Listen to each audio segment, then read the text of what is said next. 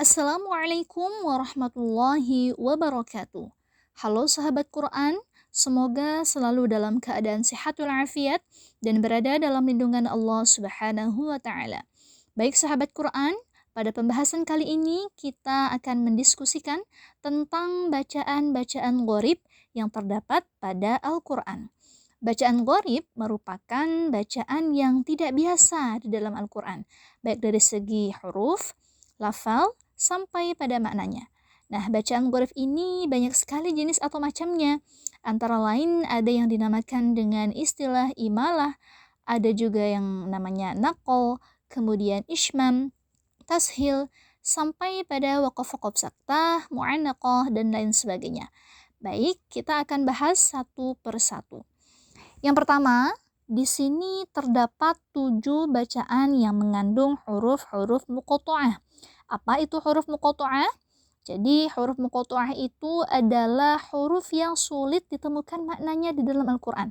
Jadi biasanya kalau kita menemukan bacaan alif lam mim atau ta sin atau alif lam ra, biasanya kita tidak menemukan maknanya di dalam Al-Quran. Nah, kata sebagian ulama, huruf muqatta'ah ini mengandung sifatullah atau sifat-sifat Allah. Jadi di dalam huruf-huruf muqatta'ah ini terdapat sifat-sifat Allah yang terkandung di dalamnya. Wallahu a'lam. Nah, kemudian bagaimana cara membacanya? Perhatikan. Yang pertama, alif lam mim. Kaf ha ya ain sad. Ta sin qaf.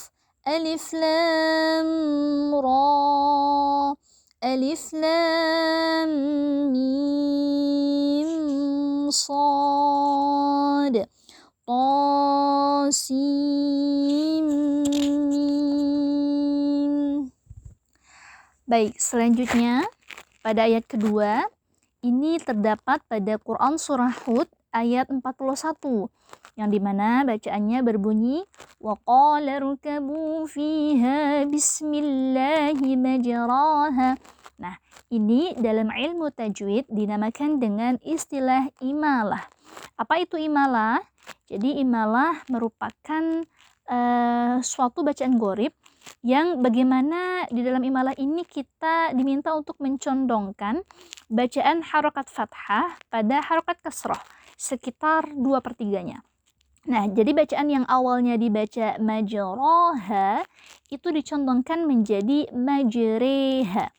Nah, jadi cara membacanya wa qala rkabu fiha bismillahi majraha. Jadi kata majraha ini tidak lagi dibaca majraha, tapi dibaca wa qala rkabu fiha bismillahi majriha wa mursaha. Inna rabbi laghafurur rahim. Baik, kemudian pada bacaan selanjutnya, ini terdapat pada Quran Surah Al-Hujurat ayat 11. Jadi, pada Quran Surah Al-Hujurat ayat 11 ini, istilah gharibnya itu dinamakan dengan naql. Apa itu naql? Jadi, naql itu kalau secara bahasa berarti memindahkan atau pindah. Nah, naql ini dalam istilah gharibnya itu memindahkan bacaan hamzah yang berharokat kasrah pada huruf lam. Nah, sehingga huruf lam tersebut menjadi berharokat kasrah. Nah, kemudian bagaimana cara membacanya? Di sini sekilas pasti kita membacanya dengan bacaan bi'sal ismul. Ya, bi'sal ismul. Padahal kalau dalam bacaan naqlnya ini dibaca menjadi bi'salismul fusuq. Nah, jadi bacaan hamzah yang tadi itu dipindahkan pada huruf lam. Jadi tidak lagi dibaca bi'sal ismu, tetapi dibacanya menjadi bi'salismul fusuq ba'dal iman. Baik, pada bacaan selanjutnya ini terdapat pada Quran surah Al-Furqan ayat 69. Nah, jadi pada surah Al-Furqan ini satu-satunya kata fihi yang dibaca panjang. Nah, padahal kalau kita menemukan kata fihi di surah-surah yang lain, itu pasti dibacanya pendek. Karena kata fihi ini tidak termasuk dalam kategori mat. Nah, tetapi khusus pada Quran surah Al-Furqan ayat 69 ini, kata fihinya itu dibaca panjang. Bagaimana cara membacanya? يضاعف له العذاب يوم القيامة ويخلد فيه مهانا. Jadi tidak dibaca fihi muhana, tapi dibaca panjang menjadi fihi muhana. Seperti itu. Baik, pada ayat selanjutnya ini terdapat pada Quran surah Yasin ayat 59. Jadi pada ayat ini terdapat satu tanda waqaf. Nah, jadi tanda waqaf ini adalah tanda berhenti. Jadi tanda-tanda waqaf ini banyak sekali jenisnya. Ada namanya waqaf aula, kemudian ada namanya waqaf jaiz, kemudian ada waqaf mu'anaqah dan lain sebagainya. Nah, ini pada Quran surah Yasin ini terdapat satu tanda waqaf yang dinamakan dengan istilah saktah atau waqaf saktah. Nah, kemudian bagaimana cara membaca ayat yang di dalamnya terdapat waqaf saktah? Jadi cara membacanya adalah dengan berhenti tanpa mengambil nafas. Contohnya, qalu ya wailana man ba'atsana min marqadina hadza ma. Jadi min marqadina hadza. Jadi berhenti tanpa mengambil nafas. Jadi tidak dibaca min marqadina. Jadi tidak diambil nafasnya, tapi berhenti tanpa mengambil nafas. Min marqadina hadza ma wa'ada ar-rahman wa sadaqal mursalun. Seperti itu. Nah, baik, kemudian pada bacaan selanjutnya ini terdapat pada Quran surah Al-Maidah ayat 26. Nah, jadi pada Quran surah Al-Maidah ini kita masih membahas seputar tanda waqaf ya, atau tanda berhenti. Jadi kalau tadi kita membahas waqaf saktah pada surah Yasin, sekarang pada surah Al-Maidah ini kita membahas yang namanya waqaf mu'anaqah. Nah, jadi apa itu waqaf mu'anaqah? Nah, biasanya kalau kita menemukan tanda titik 3 ya, titik 3 yang ada di dalam Al-Qur'an. Nah, ini dinamakan dengan waqaf mu'anaqah ya. Jadi waqaf mu'anaqah ini kalau kita temukan dalam satu ayat ini pasti banyaknya 2 ya. Nah, kemudian cara membacanya adalah dengan berhenti pada salah satunya. Nah, ini juga terdapat pada Quran surah Al-Baqarah ayat 2 ya. Jadi waqaf mu'anaqah ini juga ada pada Quran surah Al-Baqarah ayat 2. Di sini kita contohkan pada Quran surah Al-Maidah ayat 26. Nah, cara membacanya adalah قال فإنها محرمة عليهم 40 سنة. Nah, jadi di sini kita berhenti pada tanda waqaf yang kedua ya. Jadi tanda waqaf yang kedua. Nah, atau boleh juga berhenti pada yang pertama kalau misalnya mau. Qala fa innaha muharramatun 'alaihim. Berhenti, kemudian arba'ina sa'atan yatihuna fil ardh. Boleh juga seperti itu. Jadi pada intinya berhenti pada salah satu tanda waqaf tersebut. Baik, kemudian pada ayat selanjutnya ini terdapat pada Quran surah Al-Maidah ayat 28. Nah, jadi pada Quran surah Al-Maidah ayat 28 ini kita menemukan hukum tajwid yang dinamakan dengan idgham mutajanisain. Jadi apa itu idgham mutajanisain? Idgham mutajanisain adalah pertemuan dua huruf yang makhrajnya itu sama, tetapi sifatnya berbeda. Di sini kita fokus pada bacaan basatta, laim basatta, kata basatta. Nah, di sini huruf ta dan ta ini makhrajnya itu sama. Makhraj itu adalah tempat keluar ya. Berasal dari kata kharaja, makhraj, tempat keluar. Nah, jadi tempat-tempat keluarnya huruf itu banyak. Kalau di dalam ilmu Al-Qur'an itu ada 5. Yang pertama ada al-jawf, kemudian ada al-halq, ada al-lisan, al-syafatan, dan al-khayshum.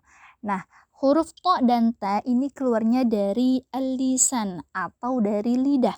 Tempat keluarnya sama-sama dari lidah. Nah, sehingga pertemuan antara dua huruf yang makhrajnya sama ini disebut dengan hukum bacaannya menjadi idgham mutajanisain. Kemudian bagaimana cara membacanya? Perhatikan, cara membacanya adalah la in basatta. Jadi tidak dibaca basatta, tidak dibaca basatta atau basatta, tapi dibaca la in basatta. Jadi to-nya dimasukkan ya. Jadi digabungkan antara to dan ta. Basatta, seperti itu. Baik, kemudian kita masuk kepada ayat selanjutnya. Ini terdapat pada Quran Surah Al-A'raf ayat 8 dan Quran Surah Al-A'raf ayat 164. Jadi kedua ayat ini memiliki hukum bacaan yang relatif sama ya, atau bisa dikategorikan mirip atau sama. Nah, jadi pada Quran Surah Al-A'raf ayat 8 dan Quran Surah Al-A'raf ayat 164 ini kita menemukan hukum bacaan yang di dalamnya itu terdapat nun wiqayah. Nah, jadi apa itu nun wiqayah? Nun wiqayah ini adalah nun pengganti sebetulnya. Pengganti tanwin. Nah, jadi pada kedua ayat ini bertemunya tanwin ya dengan hamzah wasl. Nah, jadi adanya nun wiqayah ini sebagai nun pengganti yang kemudian nanti baris tanwin ini dibuang satu kemudian diganti dengan yang namanya nun wiqayah ini. Biasanya nun wiqayah ini kita menemukan huruf nun yang kecil sekali yang terdapat di dalam Al-Quran. Ini biasanya banyak ya. Nah, coba kita lihat pada Quran Surah Al-A'raf ayat 8 dulu. Di sini terdapat bacaan wal waznu yawma idzinil haqq. Nah, di sini ada nun wiqayahnya. Jadi tidak dibaca wal waznu yawma idzil haqq. Nah, di sini kan ma'idzin, jadi tidak bisa terbaca kalau misalnya tidak ada nun wiqayah. Jadi ma'idzin. Nah, di sini za yang bertanwin ini kita buang tanwinnya satu, kemudian kita ganti dengan nun wiqayah.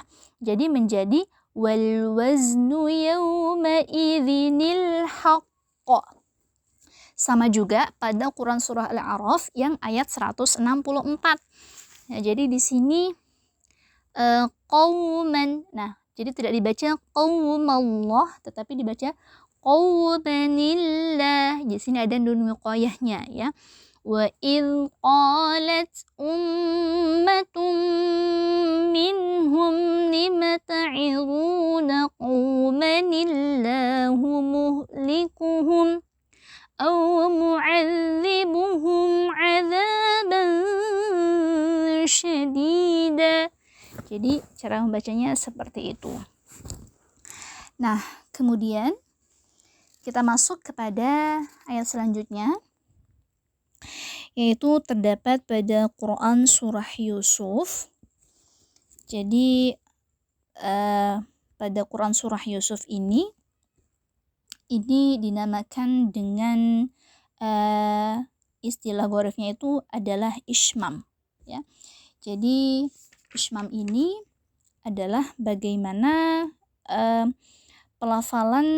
teknik pelafalannya itu melibatkan penggabungan bunyi huruf dhammah pada huruf sukun dengan mencondongkan bibir tanpa mengeluarkan bunyi dhammah dengan jelas. Jadi kalau membaca nun ishmam yang terdapat pada Quran Surah Yusuf ini, mulut kita sedikit dicondongkan.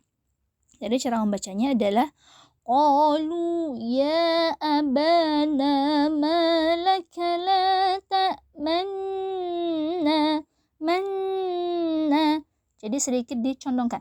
Manna ala Yusuf wa inna lahu lahafizun. Ya, jadi seperti itu. Wallahu a'lam bishawab. Semoga bermanfaat.